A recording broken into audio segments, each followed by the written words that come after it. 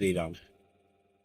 जैसा कि हम सब जानते हैं कि हर किसी व्यक्ति का एक इष्ट स्थान होता है, देव स्थान होता है। और मेरा ये मानना है कि आप उस पर कितना विश्वास करते हैं, ये आप पर निर्भर करता है। मैं बचपन से वनखंडी तपोभूमि आश्रम, जो ग्राम फलौदी सवाई माधोपुर जिले में स्थित है, यहाँ पर पुराने समय से मेरे परिवार के लोग आते हैं। और मैंने बचपन से देखा कि मैं जब से एक समझदार प्राणी के रूप में आया, तभी से मैंने यहाँ पर देखा कि मैं आता हूँ। और समय समय पर जो भी व्यवस्थाएं हैं, हमारी सनातनी व्यवस्थाएं हैं, हमारी आश्रम व्यवस्थाएं, देव व्यवस्थाएं, उनको मैं देखता रहता हूँ।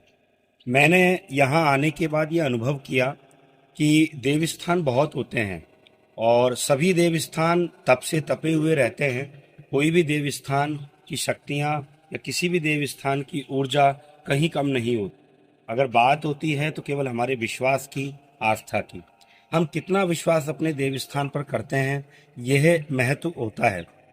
तो जैसा कि मैं बता रहा हूँ कि मैं यहाँ पर आया, मैंने बहुत सारी ऐसी प्रक्रियाएं अपने जीवन में देखी जो असंभव थी कि उनको व्यवस्थित किया जा सकता है। लेकिन आश्रम ने क्षण मात्र में उन व्यवस्थाओं को व्यवस्थित किया। चाहे वे व्यवस्थाएं आर्थिक रही हों, सामाजिक रही हों, या वे व्यवस्थाएं पारिवारिक रही हों। मैंने बहुत बार जीवन के पायदान पर ऐसा देखा कि जब मुझे लगा कि मेरे परिवार का ये व्यक्ति शायद मेरे पास रहेगा या नहीं रहेगा। कभी मुझे लगा कि मैं आर्थिक रूप से सुदृढ़ रहूंगा या नहीं रहूंगा। कभी मुझे लगा क्या समाज में मेरा एक पहचान होगी या नहीं होगी। लेकिन इस आश्रम ने बिना मांगे और बिना किसी आर्थिक व्यवस्थाओं के दिए हुए भी, जो मैंने तन मन धन से यहाँ सेवा की, या जो भी और लोग यहाँ तन मन धन से सेवा करते हैं, मैंने देखा कि उन व्यवस्थाओं को किस तरीके से आश्रम ने बहुत क्षणिक मात्र में हमें जो है प्रदान किया।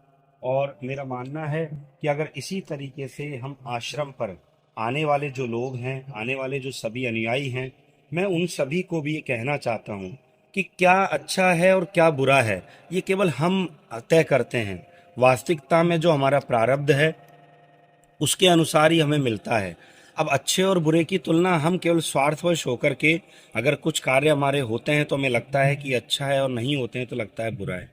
मेरा मानना है आश्रम पर आने के बाद आपका दृढ़ विश्वास इस तरीके का होना चाहिए कि अगर आपके साथ जो भी होगा, निश्चित रूप से भगवान की इच्छा के आधार पर ही होगा और अच्छा ही होगा।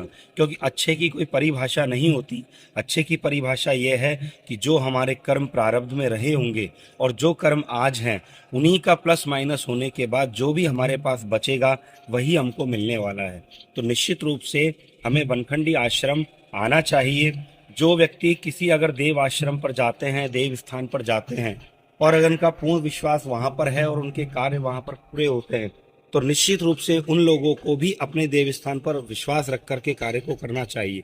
लेकिन अगर किसी के पास ऐसा आधार आज भी नहीं है कि वे अपनी आर्थिक, सामाजिक, पारिवारिक समस्याओं से जूझ रहे हैं, तो मेरा विश्वास है कि अगर पूर्ण विश्वास के साथ आप वनखंडी तपोभूमि आश्रम, जो फलौदी सवाई माधोपुर में स्थित है, जो तप स्थली है, अगर आप यहाँ पर आकर ढोक लगाते हैं, आश्रम पर सेवाएं देते हैं, तन मन से सेवाएं देते हैं, क्योंकि धन तो तीसरी अवस्था में आता है।